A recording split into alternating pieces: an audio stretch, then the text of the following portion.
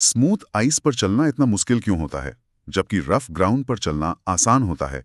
किसी भारी सूटकेस को पुश करने के बजाय पुल करना क्यों ज्यादा आसान लगता है? और कार के ब्रेक्स में एबीएस यानी anti lock braking system accidents को कैसे प्रिवेंट करता है? आज हम जानेंगे कि इन सवालों का जवाब आज के टॉपिक फ्रिक्शन से कैसे जुड़ा है। नमस्कार, welcome to 60 seconds academy. Hello everyone. इस डीप डाइव की शुरुआत में इस सीरीज को थोड़ा इंट्रोड्यूस करना चाहूंगी। सीरीज का नाम है understanding science concepts through application in real life. यहाँ हमारा फोकस सिर्फ फॉर्मूलाज मेमोराइज करने पर नहीं है, बल्कि हम ये समझते हैं कि जेई, नीट और बोर्ड्स के कॉन्सेप्ट्स एक्चुअली रियल लाइफ से कैसे कनेक्ट होते हैं। लर्निंग को इंट्यूटिव, प्रैक्टिकल और सबसे ज़रूरी बात इंजॉयबल बनाना ही इस सीरीज का मेन गोल है। सही बात है। और आज के इस डीप डाइव का मिशन है हमारा लेक्चर 4, जिसका टाइटल है why friction both helps and hertz the hidden force in motion. पूरा डिस्कशन हमारा आज फिजिक्स और उन्हीं रियल लाइफ एग्जाम्पल्स के अराउंड घूमेगा। ध्यान रखना है सभी स्टूडेंट्स को, यहाँ हर कॉन्सेप्ट को पहले हम इंट्यूटिवली समझेंगे और फिर लॉजिकली एक्सप्लेन करेंगे। तो चलिए सबसे पहले उस ओपनिंग हुक वाले सवाल पर चलते हैं। Okay, let's unpack this. Smooth ice पर जब हम वॉक करते हैं, मसल्स फोर्स अप्लाई करते हैं, पर फॉरवर्ड एक्सेलरेशन नहीं मिलता, ऐसा क्यों? देखो, मैक्सिमम लोग सोचते हैं कि फ्रिक्शन सिर्फ एक रेजिस्टेंस है, एक रुकावट है। पर आइस पर वॉक करते वक्त हमें समझ आता है कि ये एक्चुअली कंट्रोल्ड मोशन का इनेबलर है। जब तक सरफेस को फुट से बैकवर्ड पुश नहीं किया जाएगा, तब तक फॉरवर्ड फ्रिक्शन नहीं मिलेगा। मतलब न्यूटन्स थर्ड लॉ अप्लाई हो रहा है यहाँ, एक्शन और reaction. Exactly. No backward push means no forward friction, जिसका सीधा रिजल्ट है नो मोशन। स्मूथ आइस पर ग्रिप नहीं होती तो बैकवर्ड पुश प्रॉपर्ली अप्लाई नहीं हो पाता। तो इस हिसाब से फ्रिक्शन की एक प्रॉपर डेफिनेशन क्या बनती है? फ्रिक्शन बेसिकली एक कॉन्टैक्ट फोर्स है जो दो सर्फेसिस के बीच के रिलेटिव मोशन या फिर टेंडेंसी ऑफ रिलेटिव मोशन को रेजिस्ट करता है। ये माइक्रोस्कोपिक सरफेस इरेगुलरिटीज और इंटरलॉकिंग की वजह से होता है। और जैसा आपने कहा, ये एक इंटरैक्शन फोर्स है जो स्ट्रिक्टली न्यूटन्स थर्ड लॉ के अकॉर्डिंग काम करता है। ये क्लियर हो गया। अब देखिए, एग्जाम पॉइंट ऑफ व्यू से दो टर्म्स बहुत कॉमन है, स्टैटिक फ्रिक्शन और काइनेटिक फ्रिक्शन। इनका ऑपरेशनल फॉर्म समझना बहुत जरूरी है। What's fascinating here is कि ये दोनों बिल्कुल अलग तरीके से बिहेव करते हैं। सबसे पहले स्टैटिक फ्रिक्शन, ये तब एक्ट करता है जब कोई स्लाइडिंग नहीं होती। ये सेल्फ एडजस्टिंग होता है। सेल्फ एडजस्टिंग मतलब जितना फोर्स लगाएंगे ये उतना ही ऑपोजिट फोर्स लगाएगा। एकदम सही। लेकिन इसकी एक मैक्सिमम लिमिट होती है।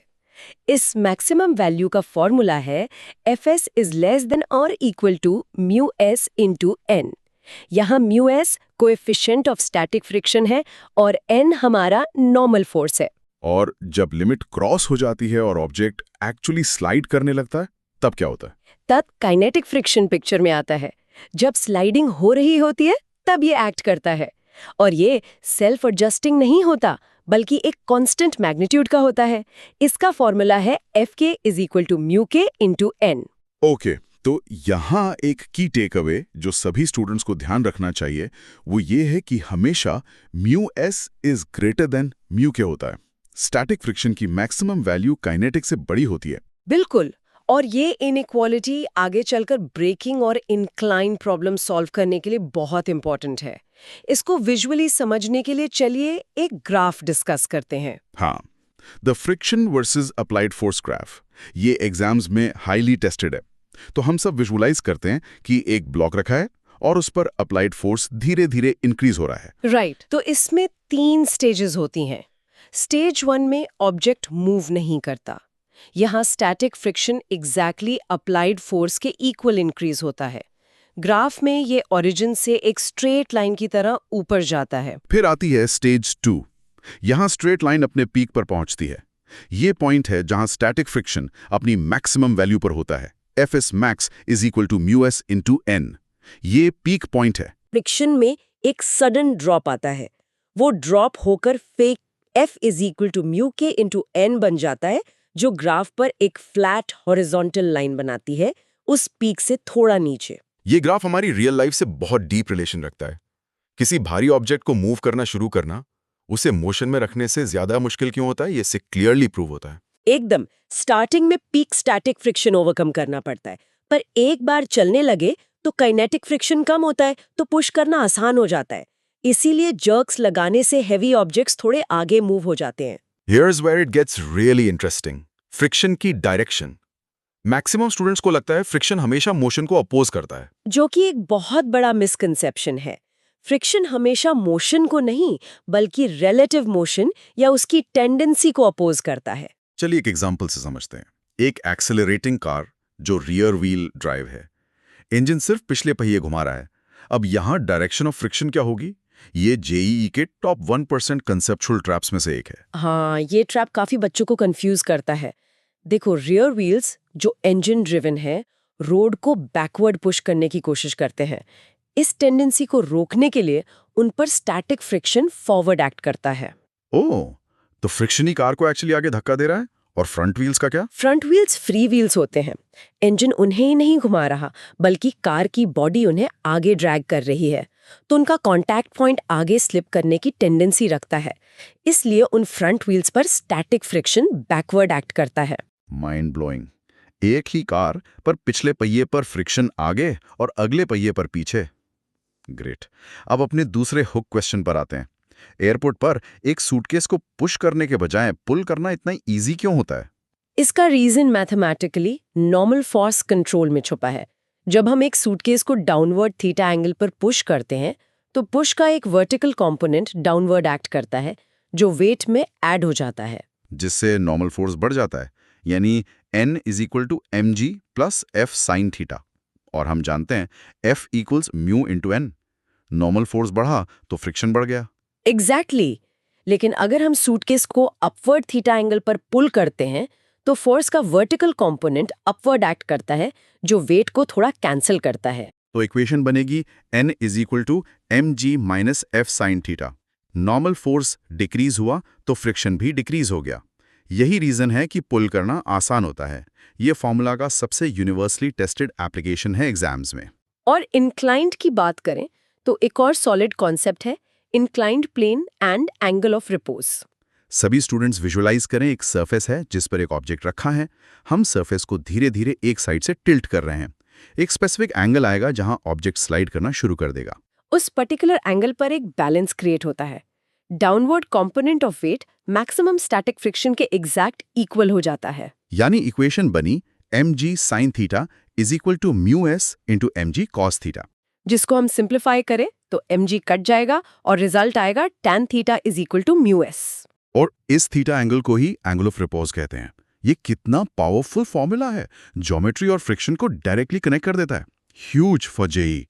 If we connect this to the bigger picture, braking system को देखते हैं। हमारा तीसरा हुक क्वेश्चन था ABS के बारे में। हाँ, एंटी लॉक ब्रेकिंग सिस्टम। जब ब्रेक्स अप्लाई होते हैं, अगर व्हील्स पूरी तरह लॉक हो जाएं और स्किड करने लगे, तो सरफेस और टायर के बीच काइनेटिक फ्रिक्शन एक्ट करता है।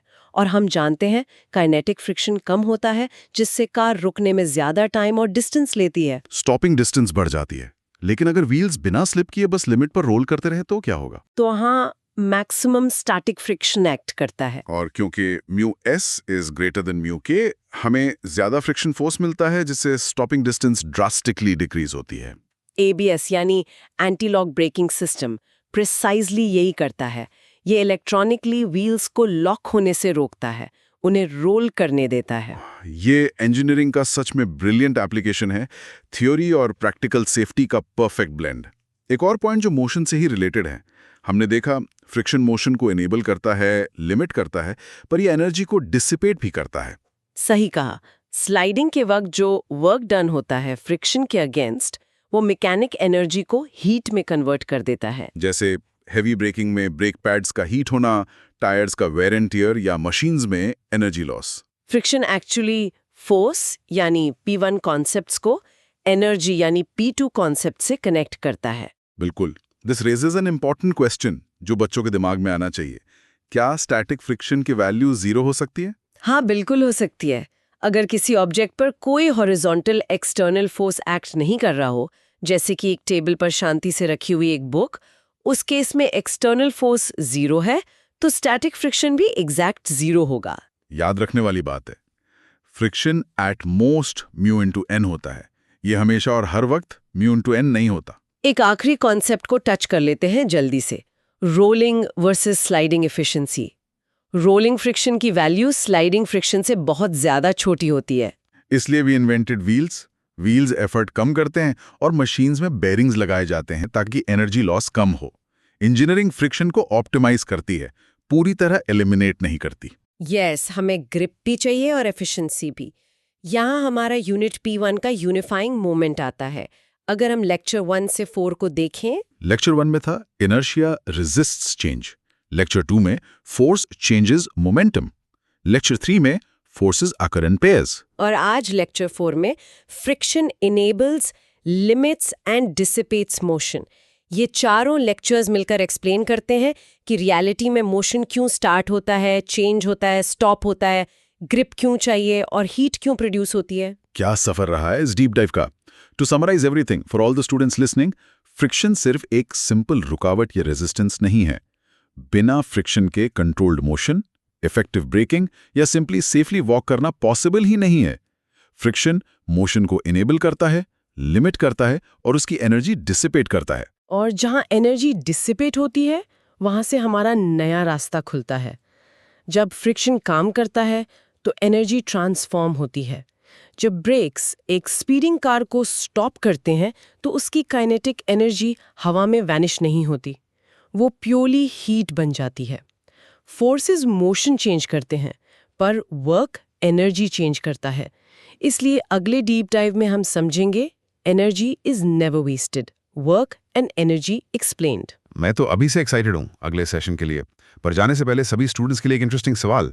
अगर आज अर्थ की हर एक सरफेस से फ्रिक्शन अचानक 100% खत्म हो जाए तो ऐसी कौन सी एक आम चीज है जो आज के बाद कोई भी परफॉर्म नहीं कर पाएगा? अपना रीजन कमेंट्स में जरूर शेयर करें। सभी के क्रिएटिव आंसर्स पढ़ने में बड़ा मजा आएगा। अगर आज की ये डीप कॉन्सेप्ट्स आप सबको समझ आए हैं तो चैनल को सब्सक्राइब करें, इस डीप डाइव को लाइक और अपने दोस्तों के साथ शेयर करें और अपने सारे डाउट्स हमेशा की तरह कमेंट्स में लिखें। मिलते हैं अगले लेक्चर में, तब तक के लिए कीप लर्निंग।